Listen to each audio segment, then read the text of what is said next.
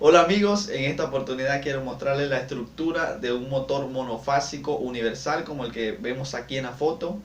¿Por qué esto? Bueno, porque este tipo de motores lo usan muy comúnmente los equipos eléctricos como taladros, Dremel, licuadoras. Entonces, si nos tenemos que enfrentar a alguna reparación de estos equipos y conocemos su estructura interna, vamos a diagnosticar la falla de una manera efectiva.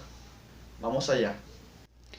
Bueno, vamos a primero aquí explicar la práctica y después nos vamos a la pizarra en la teoría, porque prefiero que primero me entiendan aquí lo que es el motor en específico, para que después cuando le expliquen la pizarra tengan una idea más clara. Esta es la parte que conocemos como estator o campo y se conforma de dos bobinas que se llaman bobina de estator. Esto vendría siendo lo que llamamos el campo.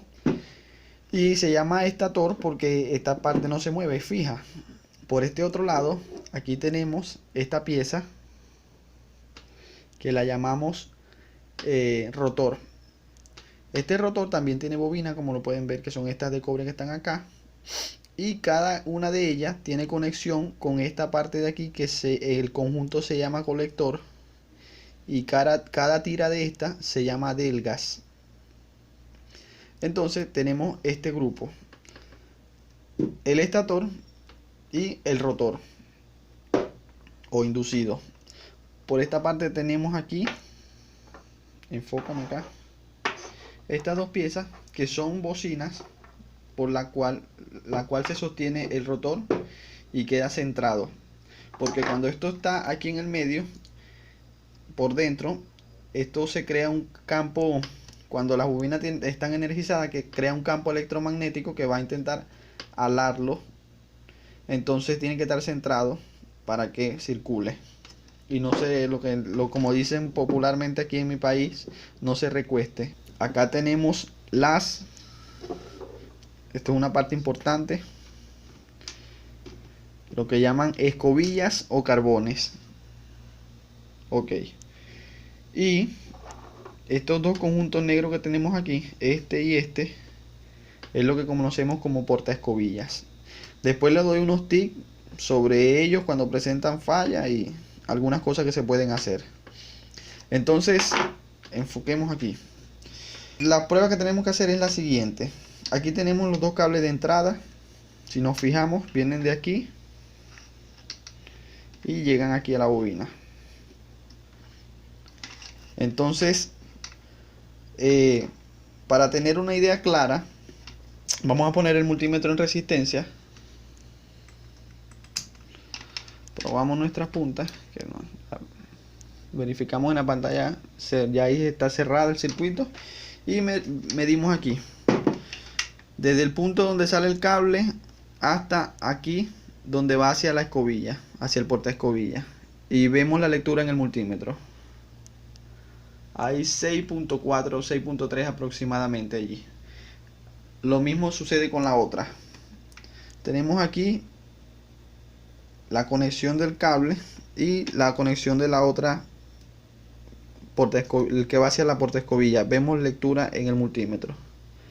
6.3. Ahí está, 6.3. Lo que me indica que en este tipo de motores estas dos bobinas son del mismo valor. Y esto se cumple en todo este tipo de motores. Pues estos motores son monofásicos universales.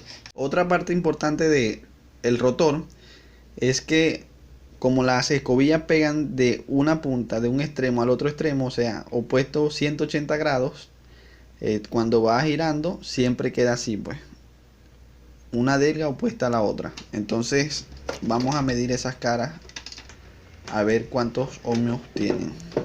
Primero que hacemos es ubicar una punta acá y una en su cara contraria y verificamos en el multímetro.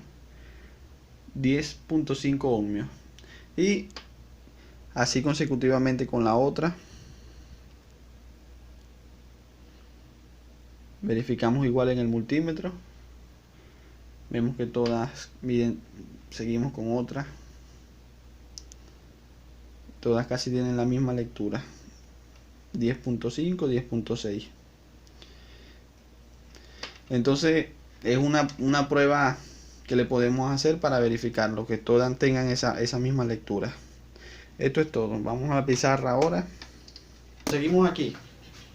Como les decía, en esta parte, disculpen el dibujo, esto representa el estator, esto el rotor, portaescobillas, carbones, colector, y estas líneas rojas son las delgas. Los puntos clave cuando vamos a reparar un tipo de equipo que tiene este motor, por lo menos una licuadora, ponemos el multímetro en la escala de ohmios o continuidad y verifiquemos la continuidad desde aquí del conector hasta una de las escobillas, primero con una y con la otra, con la que nos dé la que nos dé la bobina, bueno, esa es, y igual con la otra, claro, con el interruptor accionado. Medimos y nos debería dar también 6.2. En este caso, como el motor que teníamos ahorita abierto. Si esas dos lecturas están buenas de aquí hasta aquí, ya descartamos esta parte. Entonces nos vamos con esta parte. ¿Y cómo podemos descartar esta parte? Bueno, medimos aquí, entre estas dos, y nos tienen que dar la lectura de lo que hablamos del rotor, que lo especifiqué en esta parte, que dije que entre una delga y la que está opuesta a 180 grados, ella tiene una lectura que normalmente ahí en el rotor que medí era de 10 ohmios. Entonces, si nosotros medimos aquí, a través de la conducción de la escobilla, que la escobilla pega directamente aquí a la delga, o sea, esto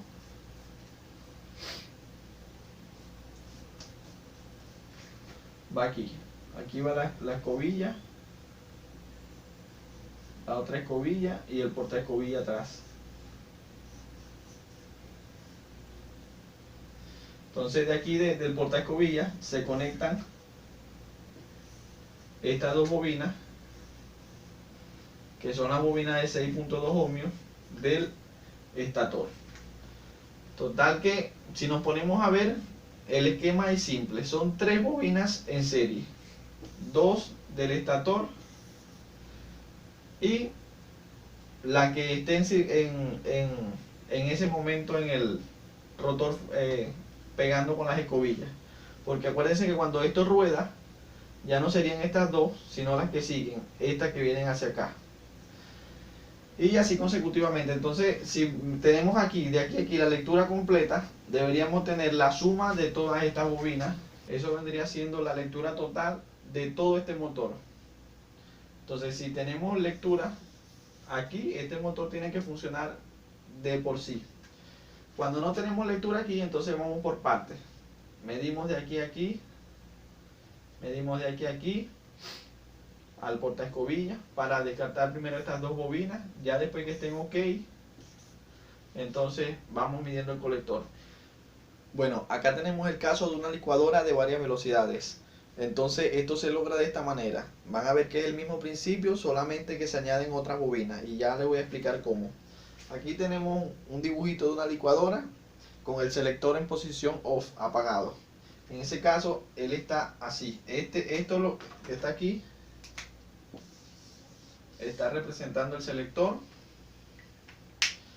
¿Se acuerdan que anteriormente era esto? Dos bobinas, portaescobillas con sus resortes internos, las escobillas que son los mismos carbones y el rotor.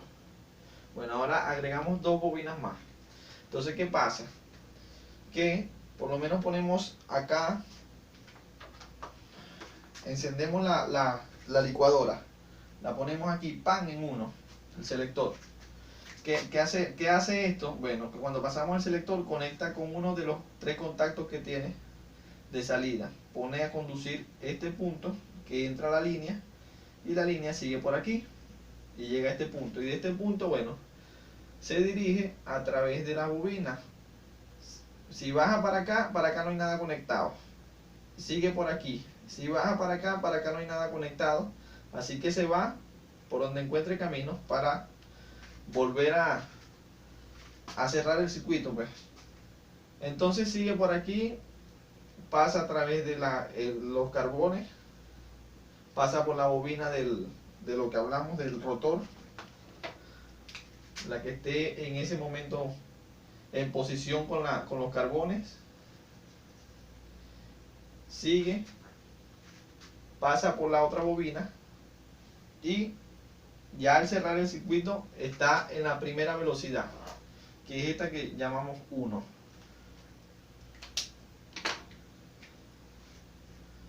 ¿Qué pasa cuando conectamos con el 2? Bueno, aquí pasa lo siguiente, en el selector cambiamos la posición hacia el 2 y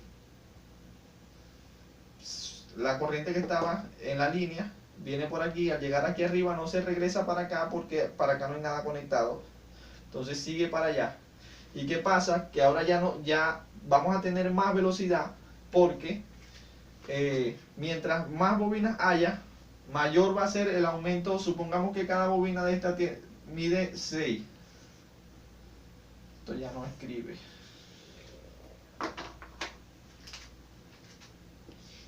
6 ohmios. Bueno, no vamos a poner 6 porque el número que va a dar no me va a poner. Vamos a ponerle 10 ohmios. 10 ohmios y 10 ohmios. Hay 30 ohmios. Entonces con esos 30 ohmios va a generar una velocidad. Entonces, ¿qué pasa? Que si le quitamos esta bobina, ya solamente la suma de ella no va a dar 30, sino que va a dar 20. Y como hay menor resistencia, va a haber mucho más flujo de corriente por el circuito. Por consecuencia va a haber más velocidad. Entonces pasa lo siguiente, si pasamos al tercero, pasa lo mismo. Cerramos acá, pasa con el tercero aquí y queda solamente conectado por aquí esta bobina, que es la máxima velocidad, en este caso la 3 aquí. Solamente tendríamos 10 ohmios por acá, los 10 ohmios de la otra, y tendríamos el motor funcionando. Eso sería todo. Espero que este video sea de tu agrado y que puedas sacarle el máximo provecho. Recuerda suscribirte al canal donde seguiré compartiendo información y tips de reparación de equipos electrónicos. Dale me gusta y si tienes alguna duda déjamelo en los comentarios. Y que Dios te bendiga.